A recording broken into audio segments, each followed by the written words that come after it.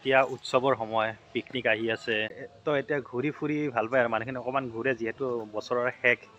তো মই আজি এটা এনেকুৱা জেগাত আছোঁ ইয়াতে আপোনালোকে পিকনিক খাবও আহিব পাৰে লগতে এখন ৰিজৰ্ট আছে ৰিজৰ্টত থাকিবও পাৰে খাবও পাৰে তো ক'ত আছোঁ মই আগতে ইয়াৰে বাৰু ভিডিঅ' বনাইছোঁ তথাপিও মই আজি এটা ইয়াতে ইভেণ্ট আছে ইয়াতে মানে ইভেণ্ট এনেকৈ হৈয়ে থাকে সেই ইভেণ্ট মানে কি ৰেচিং হ'ব ইয়াতে বাইক ৰেচিং তো কেনেকৈ হ'ব কি হ'ব গোটেইখিনি এই ভিডিঅ'টোত দেখুৱাম আৰু মই ক'ত আছোঁ সকলোখিনি কৈ আছোঁ তো ইয়াতে আপোনালোকে আউটিঙত আহিলে ইয়াতে ধুনীয়াকৈ বহি প্ৰকৃতিৰ সৌন্দৰ্য উপভোগ কৰি চাওক কিমান ধুনীয়া এটা পৰিৱেশ ইফালে আছে খেতি পথাৰ আছে ইয়াতে আপোনালোকে বৰশীও পাব পাৰে দেই কিন্তু বৰশী ধুনীয়াকৈ মানে ইয়াতে বৰশী আছে বৰশী লগাই আৰু বৰশী পাওক আৰু এইখন সন্মুখত দেখা পাইছে কেফে হয় বহুত মানুহ বাহিৰৰ পৰা আহিছে অসমৰ বাহিৰৰ পৰাও আহিছে বহুত মানুহ মানে আজিৰ কম্পিটিশ্যনত ভাগ ল'বৰ কাৰণে এতিয়া মানে ব্ৰেকফাষ্ট চলি আছে আৰু ইয়াতে ব্ৰেকফাষ্ট হৈ আছে মই এজন ইয়াতে দাদাৰ লগত ৰাইডাৰ হয় এখেতে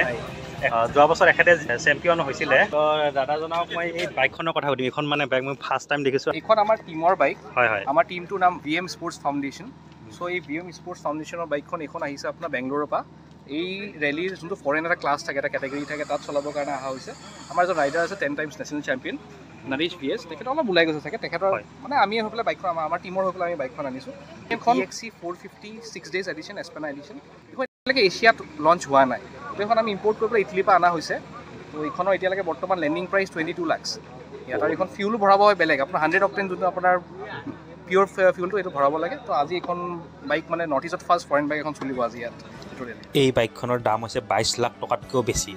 আৰু এইখন এতিয়ালৈকে এছিয়াতে অহা নাই চাওক আৰু প্ৰথমবাৰৰ বাবে এইখন বাইক অসমত চলিব নৰ্থ ইষ্টত চলিব আজি পাহাৰত চলিব তো এইখন হৈছে KTM 450 EXC F 6 days edition বাইকবোৰ লাইন আপ কৰি আছে লগতে মানে ৰেজিষ্টাৰ কৰি আছে আৰু চবৰে নিজৰ নিজৰ নামবোৰ এণ্ট্ৰি কৰি আছে চাইন কৰি আছে তো এতিয়া সকলোবোৰ ওলাই গ'ল আৰু মানে ৰেচিঙৰ ট্ৰায়েল দিবৰ কাৰণে এইটো এতিয়া ট্ৰায়েল হ'ব তো গোটেইকেইটাই মানে ট্ৰেকটোত এপাক ৰাউণ্ড মাৰিব আৰু চাব আৰু ক'ত কেনেকৈ কি আছে সকলোখিনি চাই ল'ব বুজি ল'ব কেনেকৈ যাব লাগে কি কৰিব লাগে নিয়ম নীতিখিনি দেখুৱাই দিব আৰু তাৰপিছত মেইন কম্পিটিশ্যন ষ্টাৰ্ট হৈ যাব তো এতিয়া মই ভিতৰৰ পিনে গৈ আছোঁ য'ত নেকি কম্পিটিশ্যন হ'ব ৰেচিং হ'ব বাইকৰ তো এইটো এৰিয়া আৰু ইয়াতে এটা পিকনিক প্লেচ আছে আপোনালোকে যদি ভাবে পিকনিক খাব আহিম বুলি তেনেহ'লে ইয়াতে পিকনিক খাব আহিব পাৰে এয়া সন্মুখত গাড়ী এখনেৰে গাইড কৰি লৈ গৈছে আৰু পিছফালে চাওক গোটেইকেইখন বাইক আৰু যিসকলে কম্পিটিশ্যনত ভাগ ল'ব সকলোখিনি বাইক পিছফালে গৈ আছে আৰু এনেকৈ মানে এতিয়া ওপৰত যাব পাহাৰৰ ওপৰত যাব পাহাৰৰ ওপৰত পূৰা ট্ৰেকটো আছে আৰু এনেকৈ এপাক ঘূৰি আহিব আৰু তো চাওক কিমান বাইক আহিছে কিমান মানুহ ইয়াতে বহুত বাহিৰৰ পৰা মানুহ আহিছে অসমৰ লগতে বহুত জেগাৰ পৰা মানুহ আহিছে মুম্বাই বেংগলোৰ পুনে গোৱা শ্বিলং এনেকৈ মানে বহুত জেগাৰ পৰা বহুত বাইকাৰ্ছ আহিছে ইয়াতে ফাইনেলি ৰেচিং ষ্টাৰ্ট হৈ গ'ল এয়া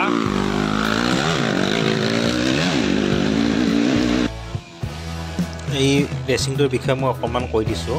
ইয়াতে মানে বহুতকেইটা কেটেগৰী আছে যেনেকৈ ফৰেনাৰ বাইক যিবিলাক মানে বাহিৰৰ বাইক আৰু ফৰেনৰ পৰা আহিছে সেইবোৰ বাইকৰ ওপৰত এটা ৰেচিং হ'ব তেনেকৈ ৰয়েল এনফিল্ডৰ ওপৰত এটা হ'ব তেনেকৈ আৰু স্কুটিও আছে ইয়াতে সেইটোৰ ওপৰত হ'ব লগতে জেন্টছৰ উপৰি বহু কেইজনী লেডিছেও পাৰ্টিচিপেট কৰিছে এই ৰেচিঙত তেওঁলোকৰ কাৰণেও বেলেগ এটা কেটেগৰী আছে তেনেকৈ বহুতকেইটা কেটেগৰীৰ ওপৰত কেইজনমান বিজেতা মানে উইনাৰ ছিলেক্ট কৰি ল'ব আৰু তেওঁলোককে ফাইনেল খেলাৰ কাৰণে পুনেলৈকে লৈ যাব এয়া দেখা পাই আছে কেনেকৈ বাইক এইজন পৰিলে তো পৰিলেও মানে বাইক আকৌ উঠাই কিনে চলাই লৈ যাব লাগিব এয়া চাওক আকৌ বাইকখন উঠাই লৈছে লৈ আকৌ এতিয়া চলাই যাব তো এয়াই হৈছে ৰেচিং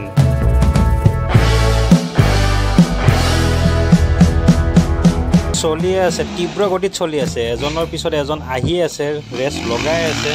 আৰু যিমানখিনি পাৰোঁ আপোনালোকক ভিডিঅ' আকাৰে দেখুৱাবলৈ চেষ্টা কৰিছোঁ আৰু সেয়া চাওক কিমান ধুনীয়া জেগা ইয়াতে আপোনালোকে পিকনিক খাবৰ কাৰণে আহিব পাৰে সৰু সৰু এটা নিজৰা আছে এয়া শিলৰ মাজত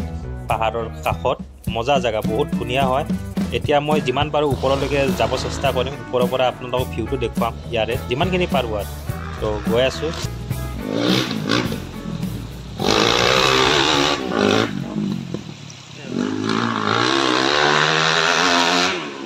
তো এতিয়া অলপ ট্ৰেকিং কৰি আছোঁ লাহে লাহে পাহাৰৰ ওপৰত উঠি গৈ আছোঁ আৰু যিহেতু মেইন ট্ৰেকেৰে বাইকবোৰ চলি আছে আমি মানে শ্বৰ্টকাট লৈছোঁ আৰু জংঘলেৰে পাহাৰৰ মাজে মাজে ট্ৰেকিং কৰি ওপৰলৈ গৈ আছোঁ শ্বৰ্টকাট মাৰি ওপৰলৈকে উঠি আহি আছোঁ। এয়া গৈ আছোঁ ওপৰলৈকে।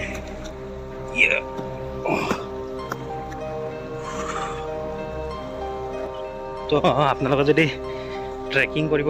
বিচাৰে ইয়াতো ট্ৰেকিং কৰিব আহিব পাৰে। অলপ এক্সপ্ল'ৰ কৰিম বুলি ওপৰলৈকে আহিলোঁ, আপোনালোকক দেখুওৱা চাই থাকিব। তো ইয়াতে বিভিন্ন এক্টিভিটি আছে। এয়া দেখা পাইছে বাৰ্মা ব্ৰিজ, এয়া প্লাংকুৱাক।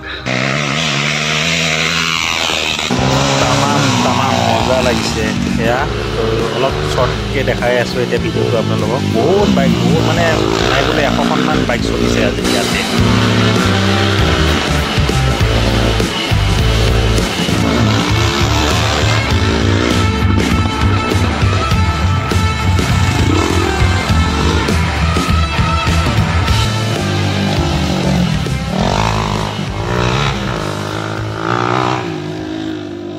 তো ভালেখিনি ওপৰত আহিলোঁ। ইয়াৰ পৰা আপোনালোক ভিউটো অকণমান দেখুৱাম।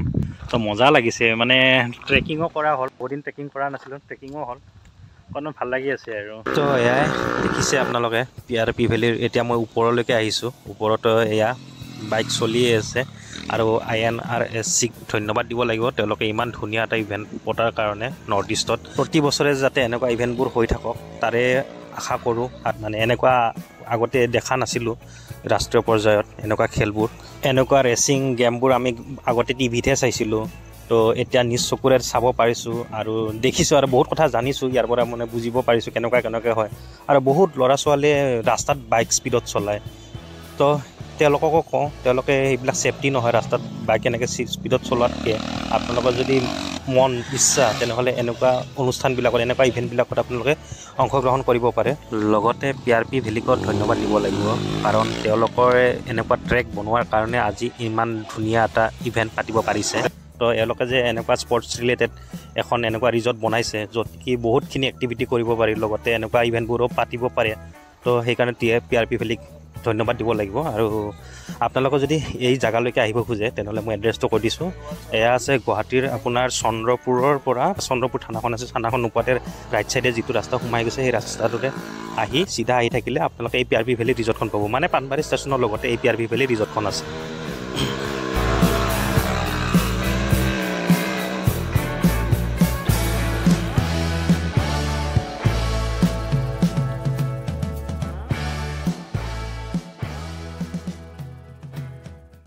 তো ফাইনেলি ৰেচিং শেষ হ'ল আৰু এন্ধাৰো হৈ আহি আছে। তো এয়া আছিল আজিৰ ভিডিঅ'টো। কেনেকুৱা পালে ভিডিঅ'টো চাই আপোনালোকে কমেণ্ট কৰি জনাব, লগতে ভাল লাগিলে লাইক কৰিব আৰু চেনেলটো যিসকলে ছাবস্ক্ৰাইব কৰা নাই ছাবস্ক্ৰাইব কৰি দিব। তাকে কৈ আজিৰ ভিডিঅ'টো ইয়াতে শেষ কৰিছোঁ। ধন্যবাদ।